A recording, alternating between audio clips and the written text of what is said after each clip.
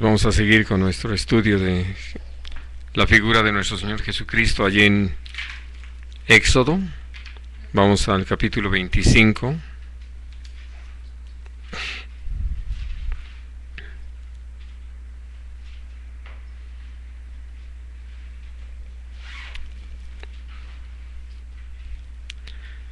Y vamos a leer los versículos 8 y 9.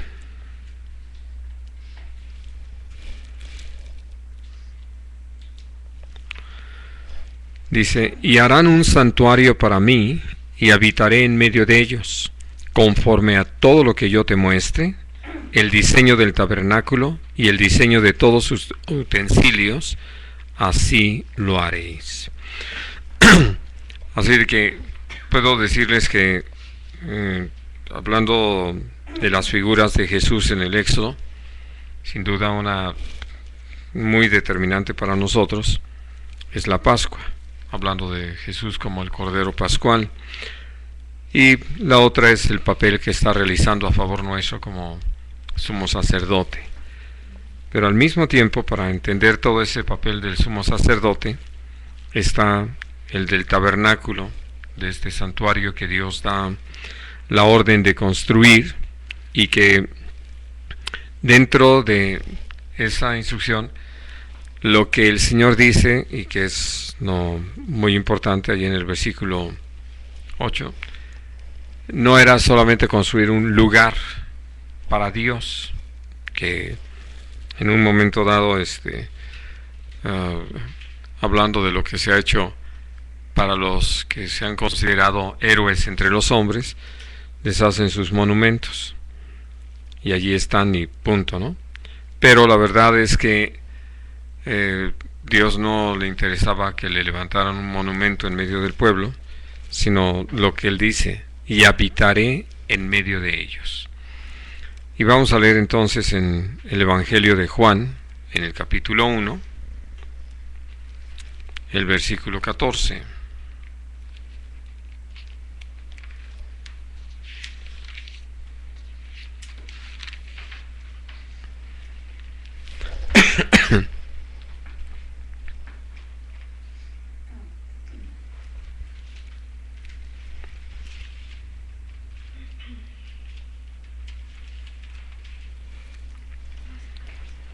Sí. Y aquel verbo fue hecho carne y habitó entre nosotros, y vimos su gloria, gloria como del unigénito del Padre, lleno de gracia y de verdad. Uh-huh.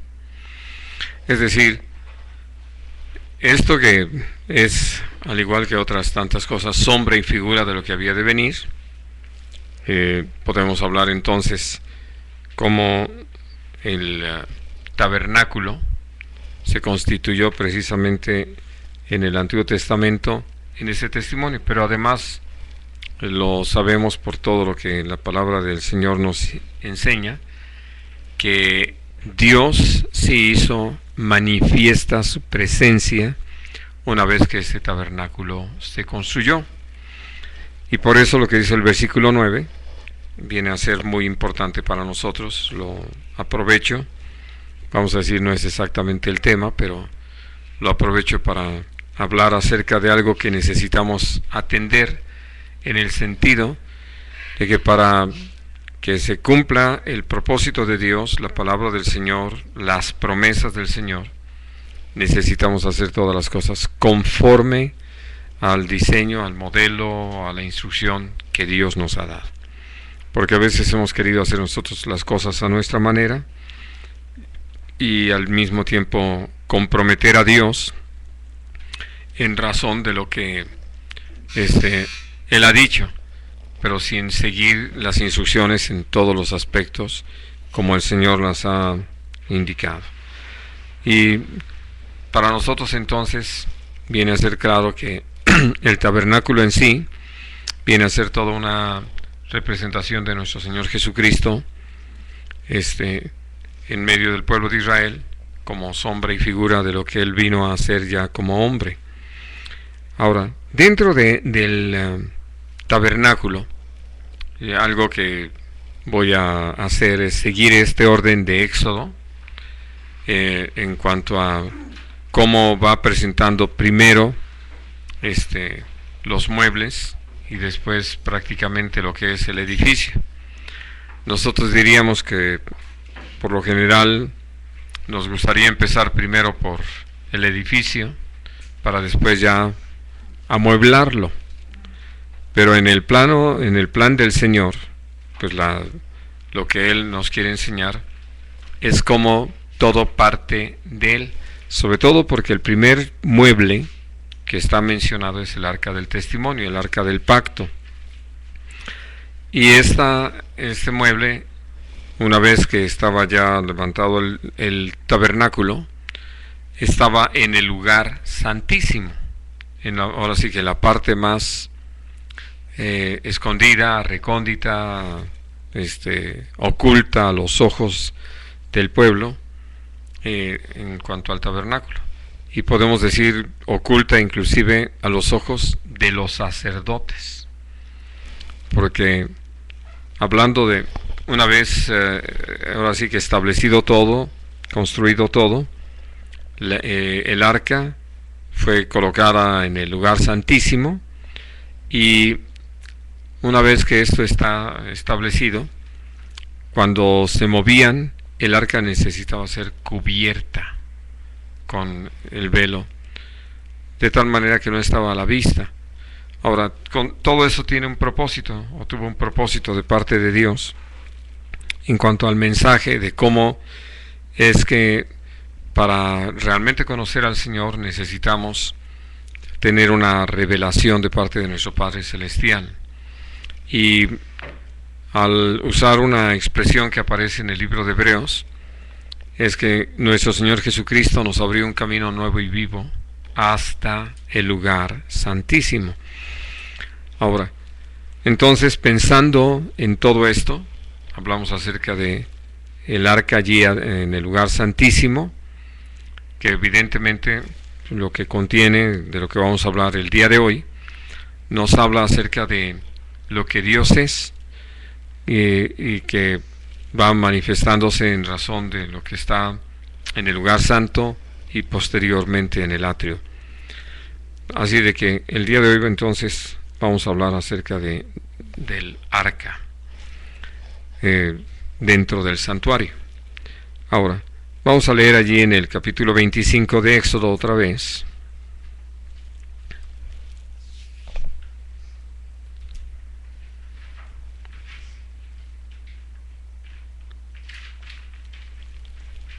El versículo 10.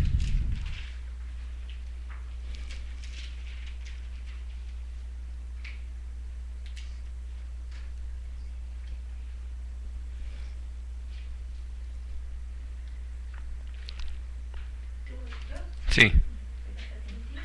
Harán también un arca de madera de acacia, cuya longitud será de 2 codos y medio, y su anchura de codo y medio, y su altura de codo y medio. Ahora, el versículo 16. Y pondrás en el arca el testimonio que yo te daré. Ahora, quiero que piensen un poquito en esto. Hablando acerca de estas medidas, aproximadamente es como 1,20 m por 72 centímetros o sea, largos 1,20 m, ancho unos 72 centímetros, alto otros 72 centímetros. La instrucción del Señor fue cubrir el arca completamente de oro, la madera de acacia cubierta totalmente de oro. Y al hablar entonces del arca, así nosotros podemos ver que nuestro Señor Jesucristo, al venir como hombre, pues la madera de acacia representa esa humanidad. Pero evidentemente Él no caminó en base a lo que la madera pudiera hacer. Ya nosotros hemos visto que la madera hemos necesitado protegerla para que dure.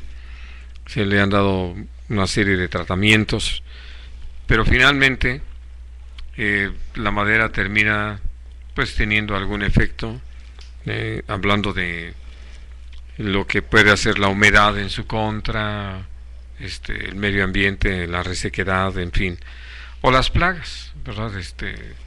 Pensando en todo lo que es la polilla, las termitas, en fin. El asunto es que al quedar completamente cubierta de oro, la madera de acacia, ahora sí que quedaba protegida contra medio ambiente, contra cualquier plaga. Y entonces, por eso podemos entender cómo nuestro Señor Jesucristo, al estar aquí como hombre, lo que vemos que sucede con Él es que vive una vida llena del Espíritu Santo, una vida bajo el orden, en obediencia a nuestro Padre Celestial, y todo eso ahora sí que lo protege, lo guarda. El que Él haya podido guardarse sin pecado en este mundo obedece a estar totalmente cubierto. Una vez que está esta arca, el propósito de Dios es que en esa arca se guardaran algunas cosas que hablan acerca de nuestro Señor Jesucristo, que tienen que ver con lo que Él es. Y vamos a leer en Hebreos, en el capítulo 9, versículo 4.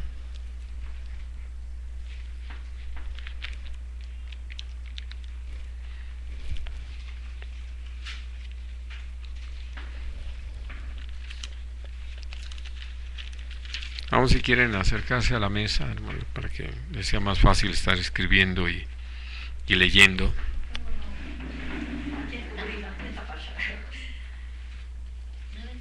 9:4. El cual tenía un incensario de oro y el arca del pacto cubierta de todas partes alrededor de oro, en la que estaba una buna de oro que contenía el maná y la vara de Aarón que reverdeció y las tablas del pacto. Así de que, de lo que leíamos en el versículo 16 de Éxodo 25, acerca del testimonio que Dios le iba a dar para guardar en ella, en realidad fueron tres cosas. Y entonces, al seguir este orden que aparece aquí en Hebreos, vemos que está mencionado en primer lugar el maná, ¿no? Y lo vemos en la historia del pueblo de Israel, algo que ha sido muy interesante considerar. El pueblo sale de la esclavitud y todo lo que necesita de entrada es subsistir, ¿no? Permanecer, porque hacia donde ellos salen es al desierto, donde, hablando en el sentido más práctico, pues no van a encontrar ningún alimento. Por eso es que dentro de sus murmuraciones ellos actuaron muy humanamente, de lo que llegaron a quejarse, sobre lo que murmuraron. Uno podría, olvidándose de Dios naturalmente, pensar que tenían razón, puesto que el panorama que los estaba rodeando era inhóspito, no les ofrecía a ellos seguridad alguna en cuanto a encontrar alimento. Y entonces, por eso, lo que Dios nos enseña es que nos lleva a situaciones así para enseñarnos a depender de Él. Y sobre todo porque, hablando acerca de lo que Jesús es para nosotros, lo que Dios nos ha dado tiene que ver con toda una experiencia que está narrada en el Evangelio de Juan, hablando del maná. Pero primero vamos a leer en Éxodo, en el capítulo 16.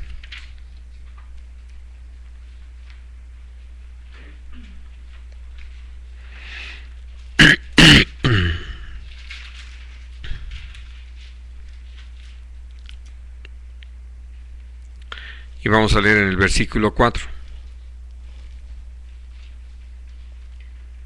Y Dios dijo a Moisés: He aquí, yo les haré llover pan del cielo, y el pueblo saldrá y recogerá diariamente la porción de un día para que yo lo pruebe si anda en mi ley o no. Y vamos al versículo 31, también del capítulo 16. Y la casa de Israel lo llamó maná, y era como semilla de culantro, blanco, y su sabor como de hojuelas con miel. El 32 también, por favor. Y dijo Moisés, esto es lo que Dios ha mandado. Llenen un gomer de él y guárdenlo para sus descendientes, a fin de que vean el pan y que yo les di a comer en el desierto cuando les saqué de la tierra de Egipto. Ahora, Dios entonces da esta instrucción, que se guarde esta medida, donde el maná quedaba ya en esa vasija, en ese recipiente, y todavía no estaba el arca, pero ya estaba el maná, es decir, ellos ya estaban viviendo la experiencia. Y digo, es muy de llamar la atención por algo que, insisto, vamos a leer ahorita en el capítulo 6 del Evangelio de Juan, de la forma en que Dios trabaja con nosotros. Vamos a leerlo y les quiero hacer después un comentario sobre el Padre Nuestro.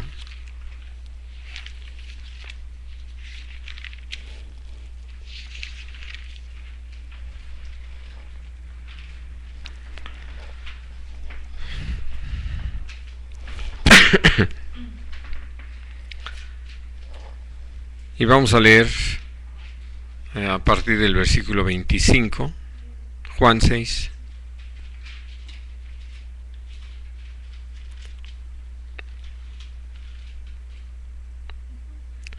Del 25 al 35.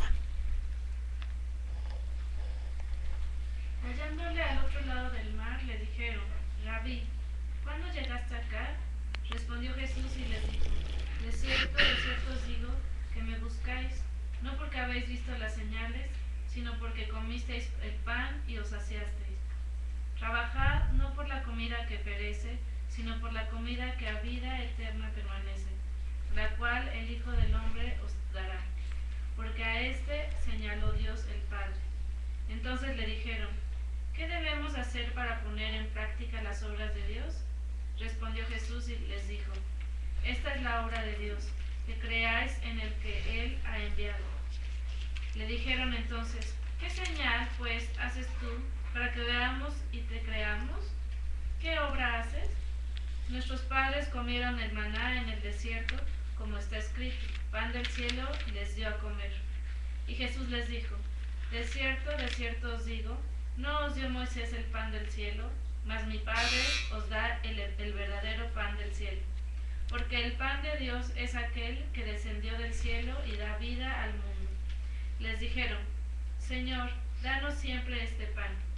Jesús les dijo, yo soy el pan de vida, el que a mí viene nunca tendrá hambre, y el que en mí cree no tendrá sed jamás.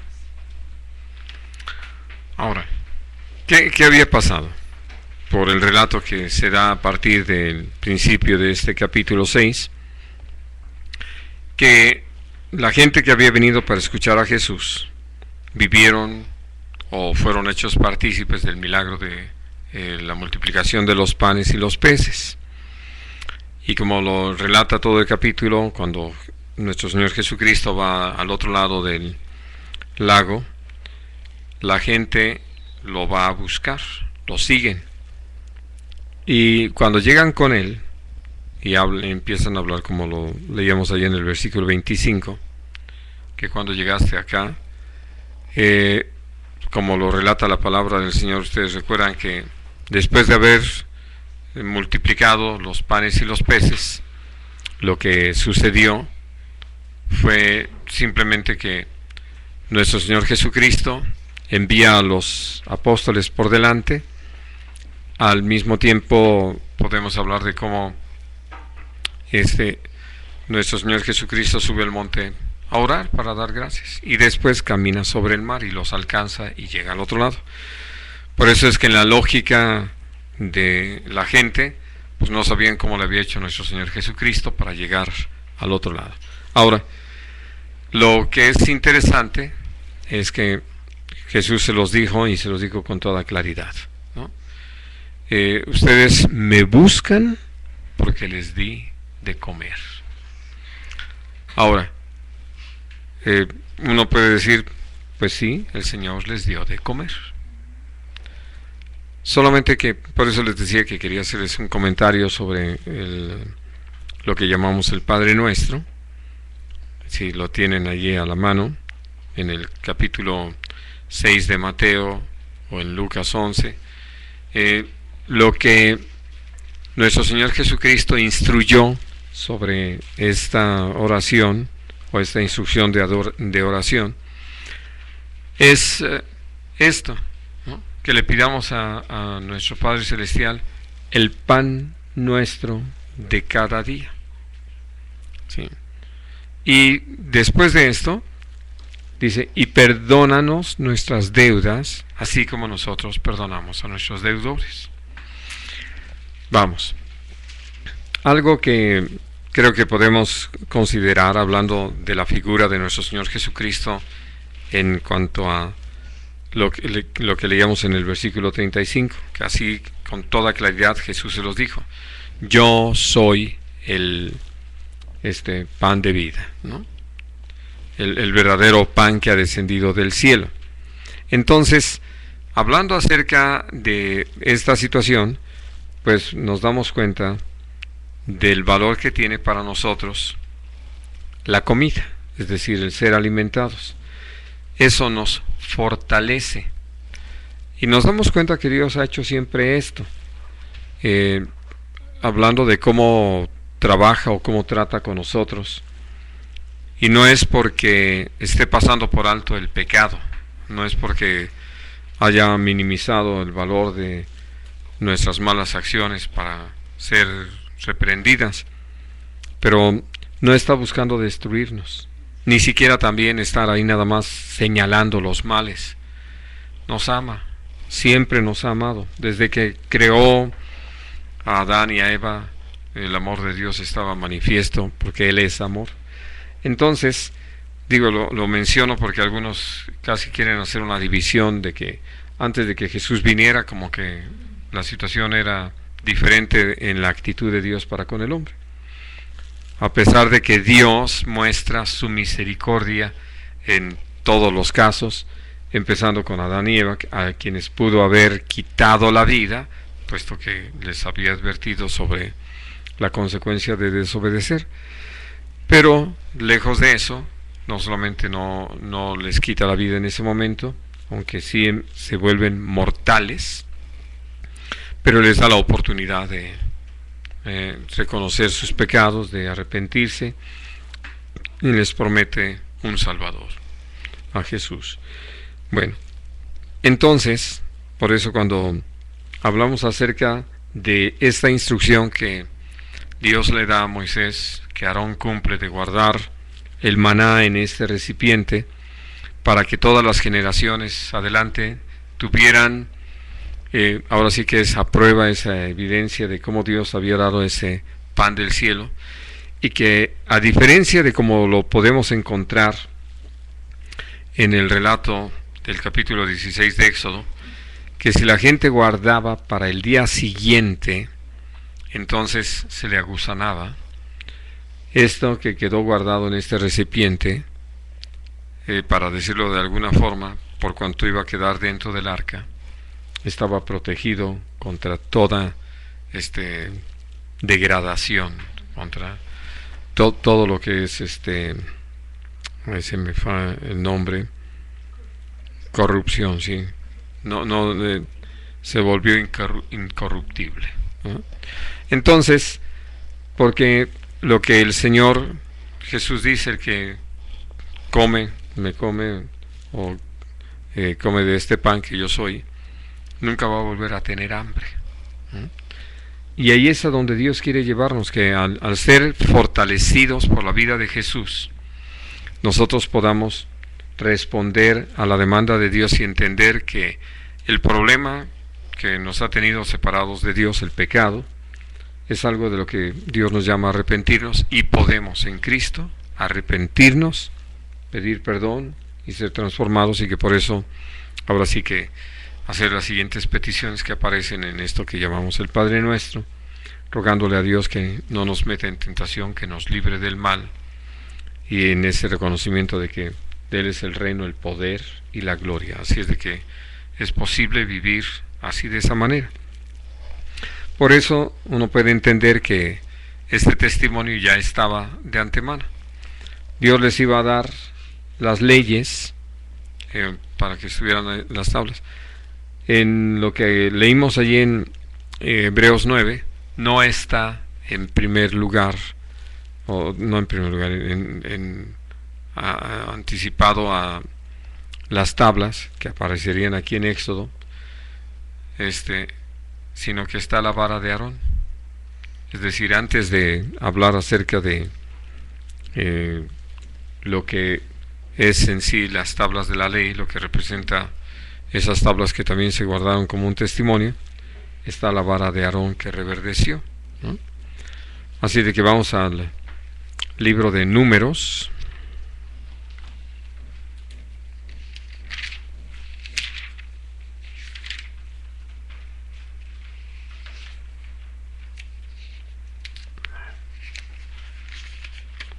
El capítulo 17.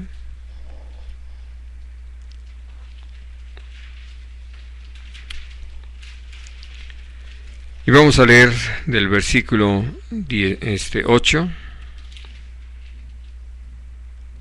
al 10.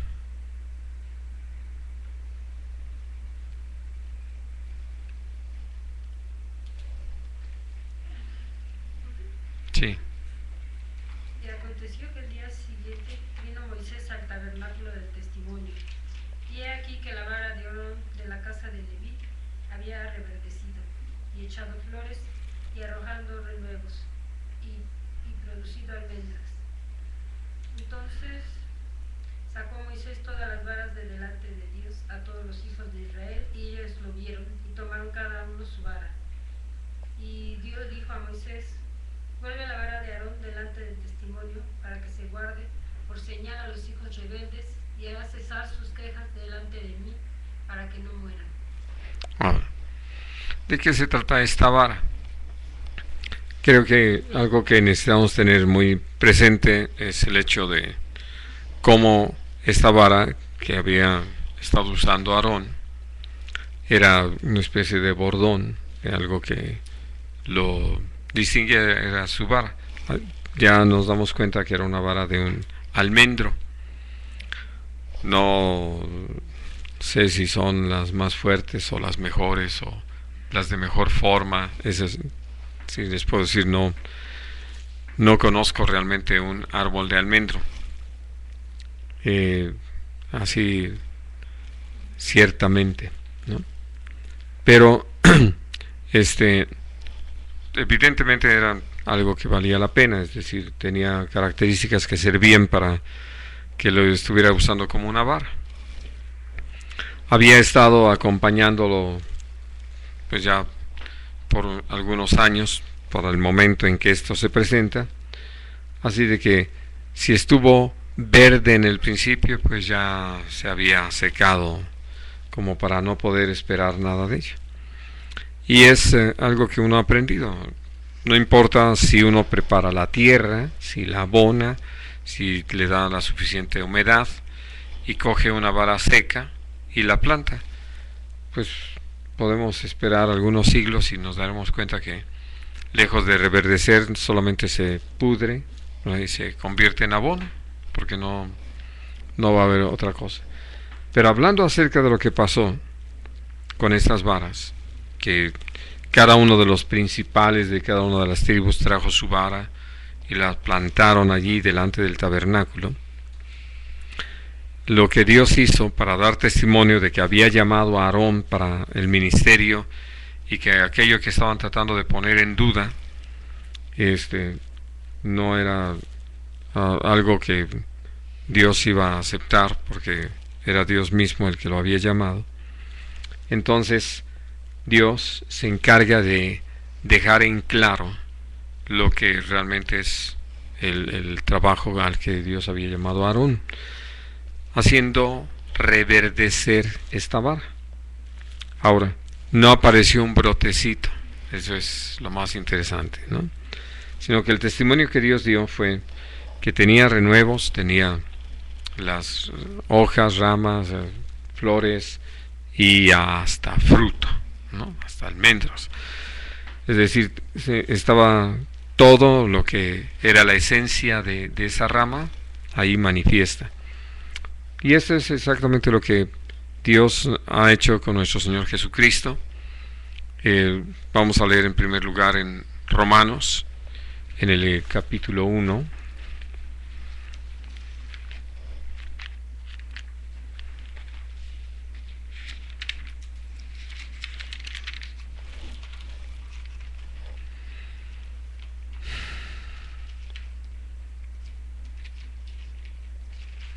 Y vamos a leer a partir del versículo 1, porque es el apóstol Pablo que está dando testimonio, al versículo 4. Pablo, siervo de Jesucristo, llamado a ser apóstol, apartado para el Evangelio de Dios, que él había antes prometido por sus profetas en las Santas Escrituras, acerca de su Hijo, que fue hecho de la simiente de David, según la carne, el cual fue declarado Hijo de Dios con potencia, según el Espíritu de santidad, por la resurrección de los muertos de Jesucristo, Señor nuestro. Así de que lo que hace nuestro Padre Celestial, hablando de nuestro Señor Jesucristo, que vamos a decir, al igual que le pasó a Aarón, fue puesto en entredicho su trabajo, a pesar de su mensaje, su conducta y sus hechos. Y entonces nos damos cuenta de cómo nuestro Señor Jesucristo, al igual que la vara de Aarón, cuando él fue sepultado porque estaba muerto. Pero de allí, nuestro Padre Celestial lo levanta de entre los muertos, por eso dice, es declarado Hijo de Dios con poder, por medio de la resurrección de entre los muertos. Ya que lo que era necesario y que naturalmente ha venido a ser para nosotros tan importante, es reconocer que nuestro Señor Jesucristo es Señor y es el ministro por excelencia en la iglesia de parte de nuestro Padre Celestial. Fue enviado por nuestro Padre para eso. Él cumplió en ese trabajo, no estaba haciendo algo de su propia iniciativa, sino simplemente lo que nuestro Padre Celestial le había ordenado que hiciera. Y entonces, por eso es que viene a ser para nosotros tan precioso entender que aquello que el Señor ordenó que se pusiera en el arca como parte del testimonio que iba a estar conservando, era precisamente esta vara de Aarón que había reverdecido. Y que volvemos a lo mismo del maná.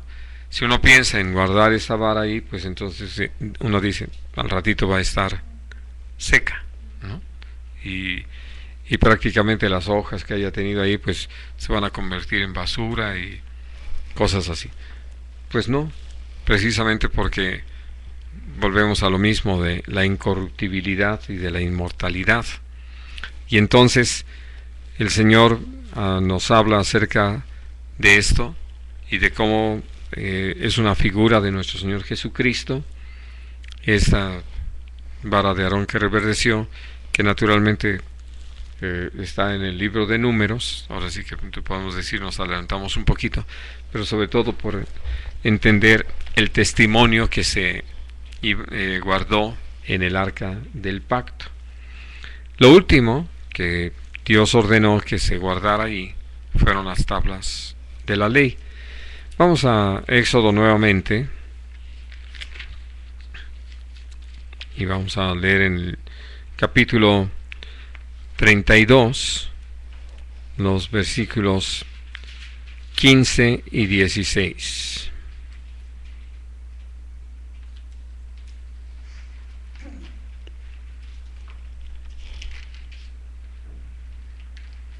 Y volvió Moisés y descendió del monte, trayendo en su mano las dos tablas del testimonio, las tablas escritas por ambos lados. De uno y otro lado estaban escritas. Y las tablas eran obra de Dios, y la escritura era escritura de Dios grabada sobre las tablas.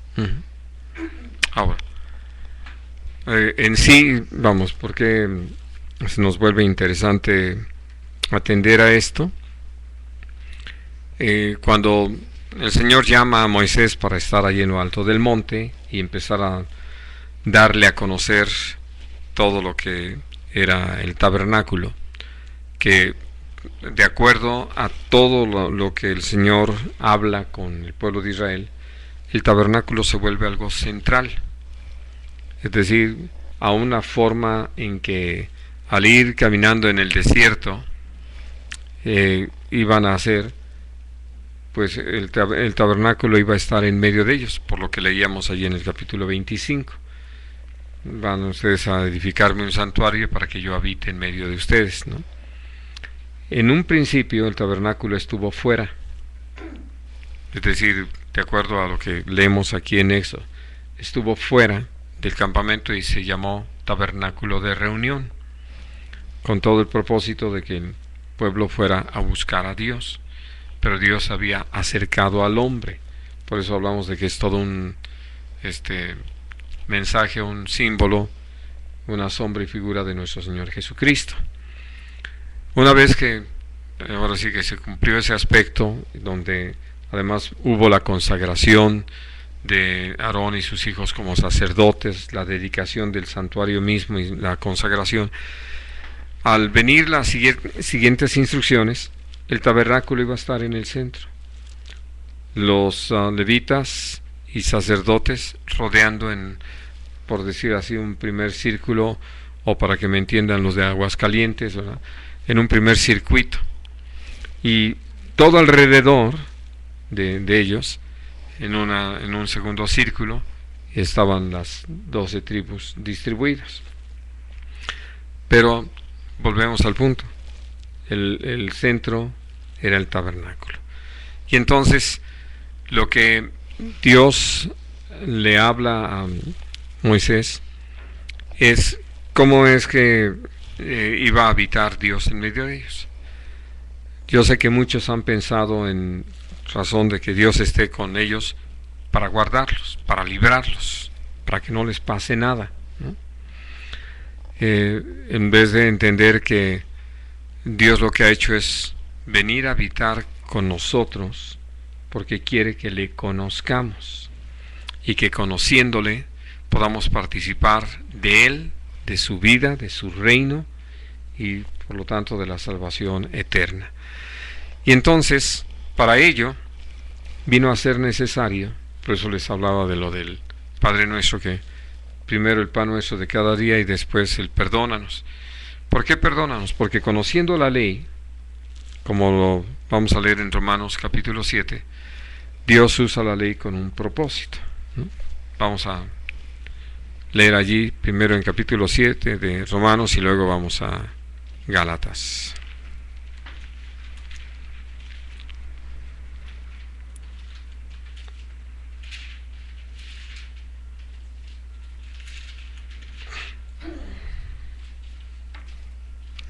Bueno, sí, le toca a tu mami. Vamos a leer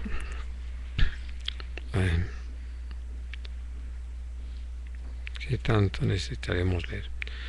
Bueno, es que quería yo nada más una frase.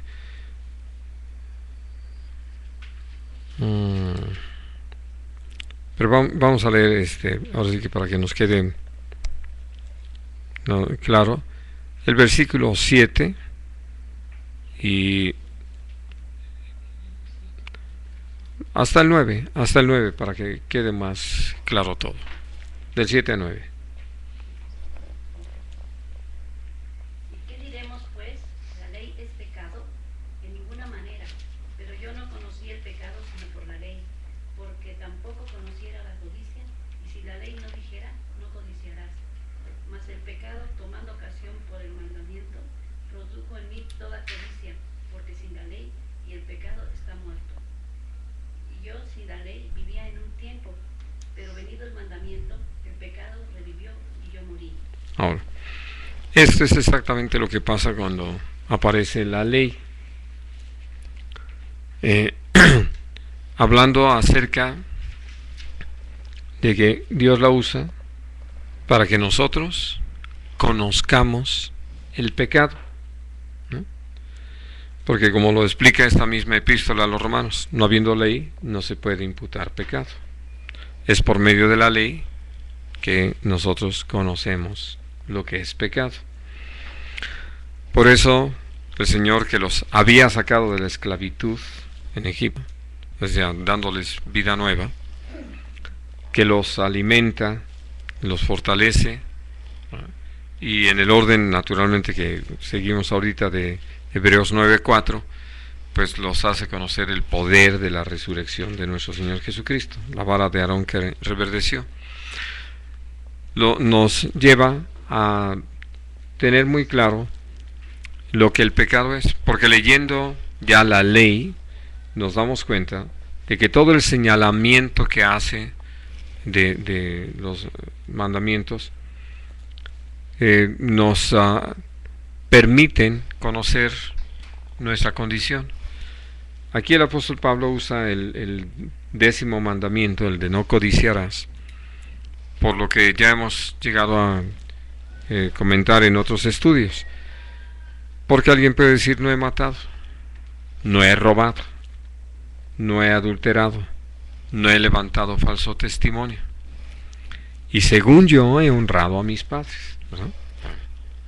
Pero cuando viene el 10º mandamiento, lo que hace Dios es enfrentarnos a que, si bien es cierto no he matado, a veces he tenido ganas. No he robado, pero se me han ido los ojos tras de algunas cositas. No he adulterado, pero de igual manera, ¿no?, ha habido el deseo. No he levantado falsos, pero he codiciado la condición de mis semejantes o sus logros, en fin. Entonces, por eso el Señor nos lleva a entender esto que hemos hablado. La codicia es algo interno, totalmente. El apóstol Pablo, que hablando acerca de la justicia que es por la ley, dice: pues nadie me puede señalar los pecados, porque ahora sí solamente yo sé lo que traigo adentro. Hablando con toda honestidad en lo que escribe aquí. Y como lo vamos a leer en Gálatas 3, Dios, al darnos la ley, lo hace precisamente para que conozcamos el pecado, pero para que haya un siguiente resultado. Vamos a leerlo en el capítulo 3 de Gálatas 3.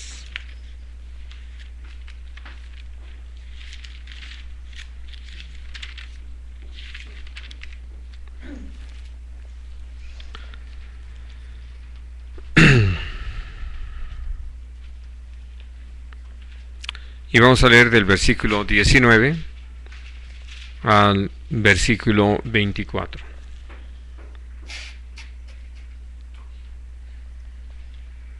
Entonces, ¿para qué sirve la ley?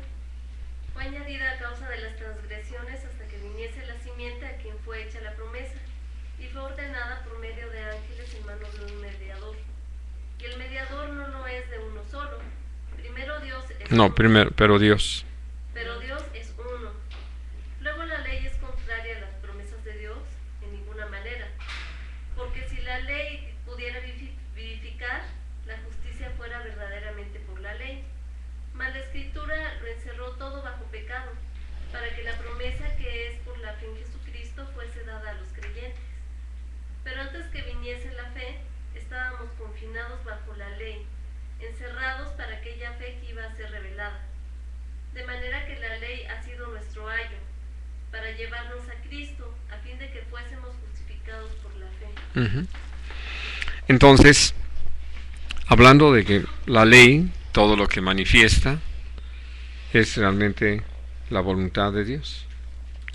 Que no tengamos otros dioses, que no practiquemos la idolatría, ni siquiera haciendo imágenes de Jesús, ¿no? Que algunos que quisieran decir: pero Él es Dios, sí, pero no es esa imagen. Y que no usemos el nombre del Señor en vano y que sí estemos dispuestos a buscar su reino y su justicia, que honremos a nuestros padres, etc. Es decir, toda la ley nos conduce a conocer lo que es el deseo en el corazón de nuestro Padre Celestial, de nuestro Señor Jesucristo mismo, del Espíritu Santo. Y entonces, al hablar acerca de eso que Dios escribe en esas tablas de piedra, son estos mandamientos. Dios los dio no con el propósito de que el hombre intentara cumplirnos y que pudiéramos tener una calificación del 0 al 10, ¿no? Para ver cuántos mandamientos cumplíamos o cuántos no. El Señor nos hace saber que el que quebranta un mandamiento está quebrantando la ley plena. Entonces, lo que el Señor hace al darnos la ley es hablarnos acerca de su santidad, de su justicia. Y por eso, cuando hablamos acerca de nuestro Señor Jesucristo en razón de la ley, quiero que lean conmigo allí en Mateo 5.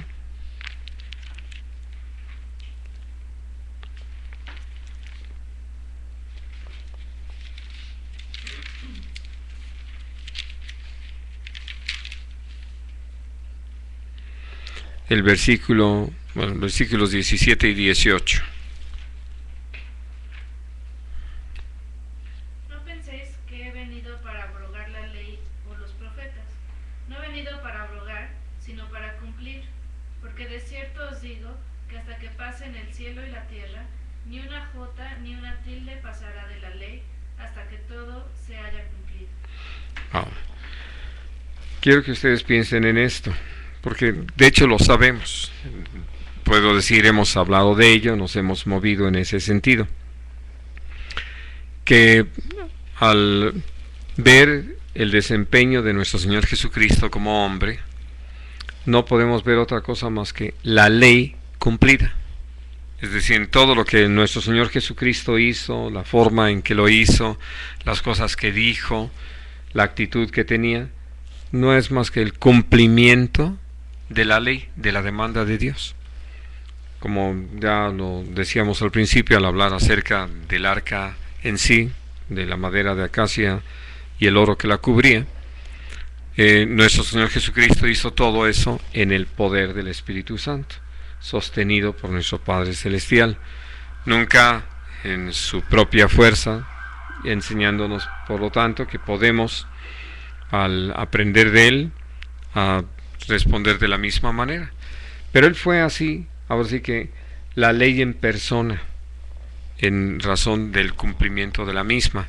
Y digo o utilizo esto del cumplimiento porque no se trataba de tablas de piedra escritas por el dedo de Dios, sino el cumplimiento de lo que estaba ahí establecido. Hay un pasaje más que creo que nos va a dar todavía mayor entendimiento a este respecto, que es Lucas 24.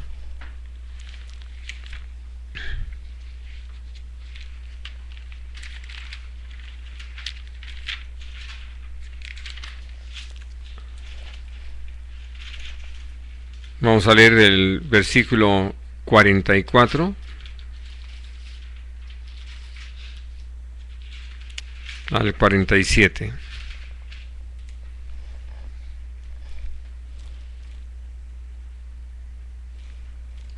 Y les dijo: estas son las palabras que os hablé, estando aún con vosotros. Era necesario que se cumpliese todo lo que está escrito de mí en la ley de Moisés, en los profetas y en los salmos.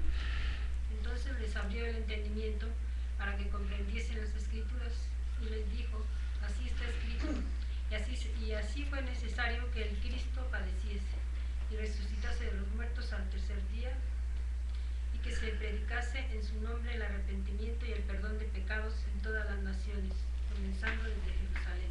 Bueno, así de que cuando ya el Señor había resucitado, puede hablar con los discípulos y decirles cómo, así absolutamente, era necesario que se cumpliera todo lo que está escrito de nuestro Señor Jesucristo en la ley. empezando por todos esos mandamientos, cumplidos plenamente en Él.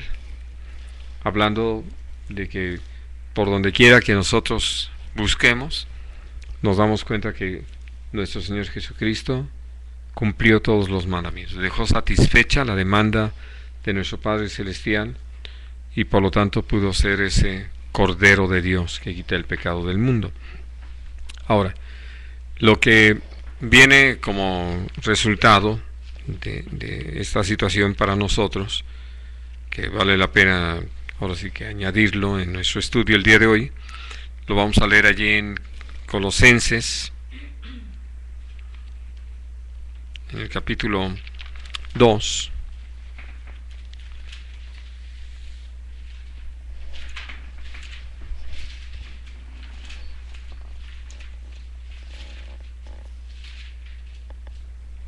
Los versículos 9 y 10.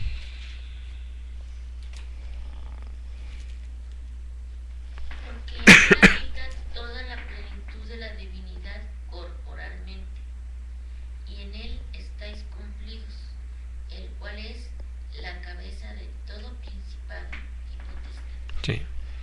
Así que hablando de nuestro Señor Jesucristo, lo que Dios nos hace saber es cómo ahora sí que no estuvo solo, estaba nuestro Padre Celestial allí, estaba el Espíritu Santo allí, y todo lo que fue necesario que se cumpliera fue para satisfacer lo que Dios mismo había establecido, para decirlo de alguna manera, lo que Jesús mismo había establecido, hablando de los 10 mandamientos y todas las leyes que se derivan de esos mandamientos, de tal forma que por eso el Señor, al hablar de lo que pasa con nosotros cuando hemos creído en Él, es que en Él estamos cumplidos, ¿no? O completos, que es la otra forma de decirlo, ¿no?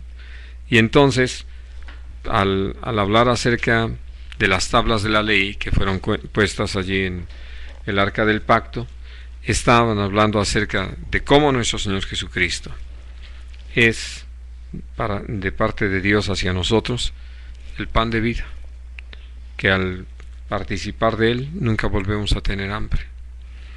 Y por el otro lado, participamos del poder de su resurrección, que ha vencido al pecado y a la muerte, y que por eso, frente a las demandas de Dios, a la santidad de Dios, podemos responder siendo santos como Él es santo, y podemos caminar de la manera en que Dios desea que lo hagamos. Y por eso, hablando de este primer mueble allí en el tabernáculo, allí está. Ahora, lo que con ayuda de Dios vamos a ver en los siguientes muebles es cómo es que llegamos a ese punto. Es decir, todo lo que Dios propició, dispuso y estableció para que nosotros pudiésemos llegar a esa plenitud, ¿no?, de la que estamos leyendo aquí en Colosenses. Porque el deseo de Dios es eso. Lo escribe también el apóstol Pablo en su carta a los Efesios, que él estaba orando para que seamos llenos de la plenitud de Dios. Y creo que estamos bien conscientes de lo necesario que eso es para nosotros. Hablando con un hermano que vivió una situación, vamos a decir, difícil por las presiones que sobre él se ejercieron en razón de las necesidades y aún en su condición física, de repente, ahora sí que perdió el control y empezó a enojarse y a hablar cosas fuera de lugar. Vamos a decir, no fue soez en su lenguaje, pero sí grosero en su manera de expresarse. Y entonces hubo la oportunidad de hablar con él y hacérselo ver. Y él después, llorando, decía: bueno, pero ¿por qué llego a esto? ¿Por qué hago esto? No es lo que quiero, ¿no? Y le dije: bueno, sé que cuando nosotros tropezamos y caemos, si algo tenemos que reconocer es como lo llega a mencionar el Señor a través del apóstol Pablo, de cómo Dios nos sorprende tratando de ser buenos. ¿Y qué significa esto? Pues hacer algo como lo que estaban haciendo los creyentes en Galacia, que estaban tratando de cumplir con la ley, ¿no? Y estaban preocupados por la imagen que iban a proyectar hacia los demás. Dije, y Dios nunca nos ha llamado a eso. Quiere que nosotros caminemos con toda genuinidad, espontaneidad. Y naturalmente, hablando de que, pues, uno dice, si soy muy genuino, pues entonces me voy a ver muy mal. Bueno, ahí es a donde Dios quiere llevarnos. Por eso lo que hablábamos antes. Para eso Dios nos dio la ley, para que nos enfrentemos a lo que realmente somos, para anhelar esa transformación total y absoluta de parte del Señor, a fin de que seamos como Jesús, que transformados a su semejanza podamos darnos cuenta de cómo Cristo puede habitar por la fe en nuestros corazones y manifestar esa vida hacia Dios en primer lugar y hacia nuestros semejantes. Y entonces dije, porque si nosotros empezamos a descuidarnos y nos vamos conformando, usando la figura del maná, con la experiencia de ayer, y no nos renovamos hoy, pero lo de ayer ya se agusanó, es decir, era para ayer, ¿no? Y Dios de veras nos da lecciones tan prácticas.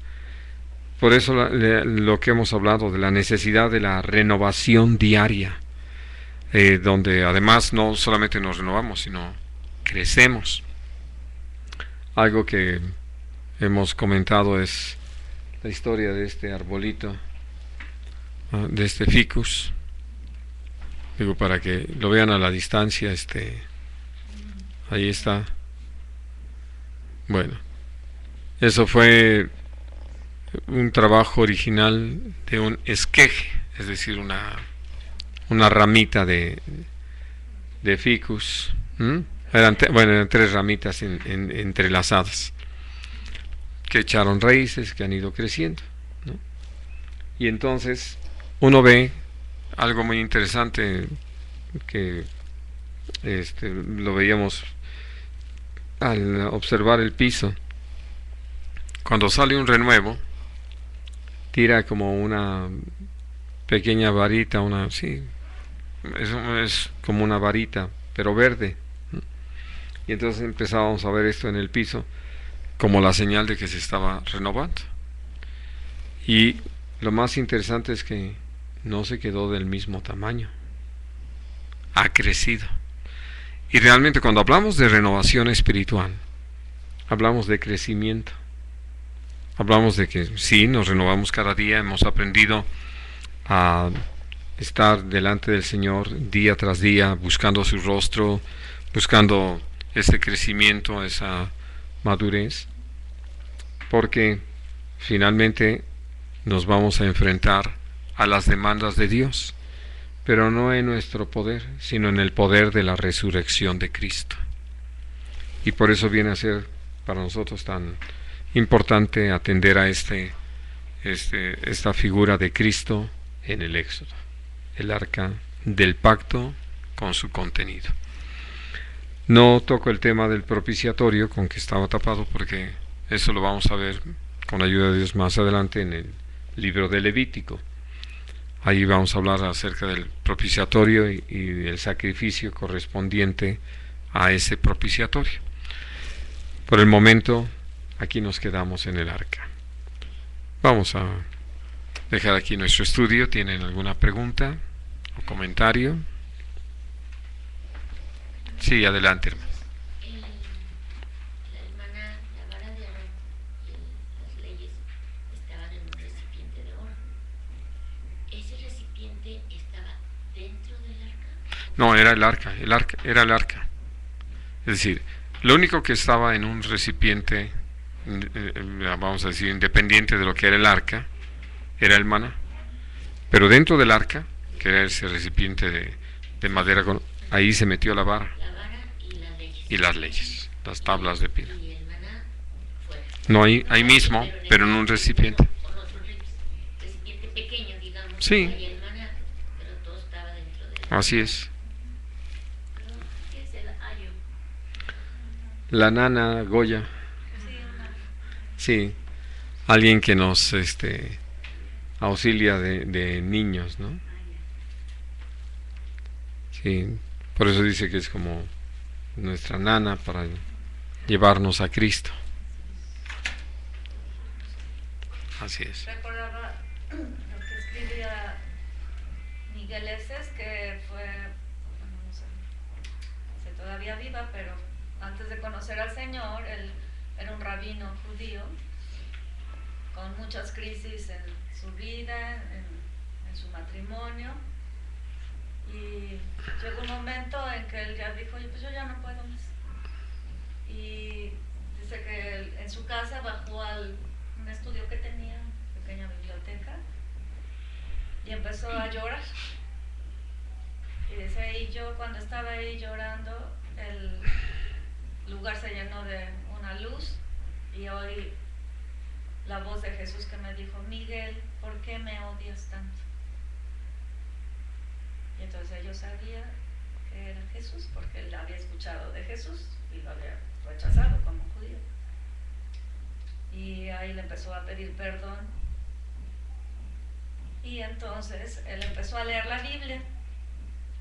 Y dice que él conocía el Antiguo Testamento muy bien, porque pues se lo tenía que aprender a los 5 Como años, tenía rabino. que recitar el Deuteronomio recitado.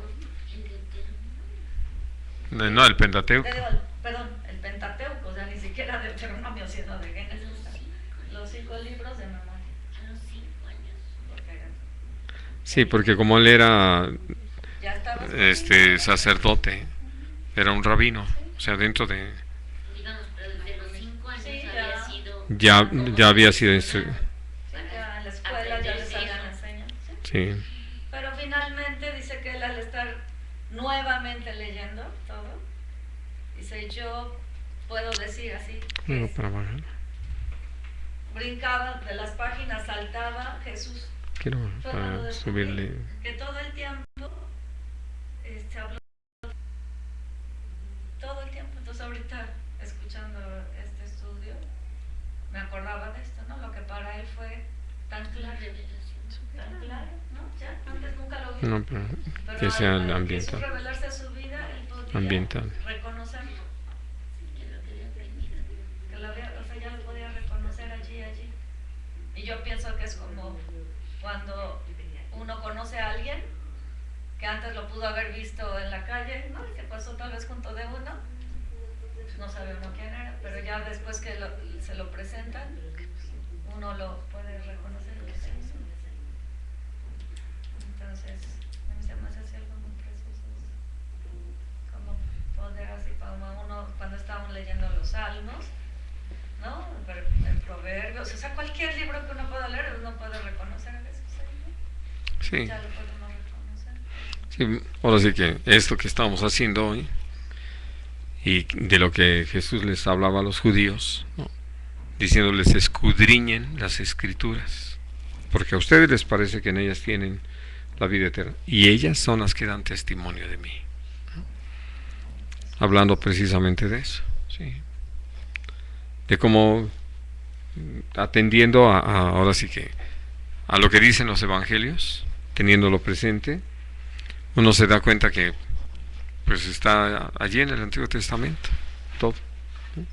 Que evidentemente todo el tiempo nuestro Padre Celestial estuvo dando a conocer a nuestro Señor Jesús. Les decía ahorita que es como cuando uno puede ver pasar a una persona junto de uno y no sabes ni quién es, pero el día que te la presentan la vuelves a encontrar, o sea, está en la calle y rápido la Sí, ubicas, ¿no? ya sabe uno su nombre. Así es. Así es. ¿Algo más?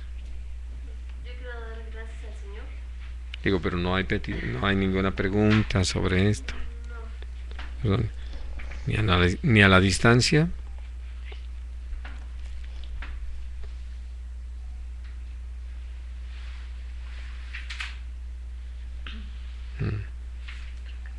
No, bueno. Ahora sí, mija. Adelante.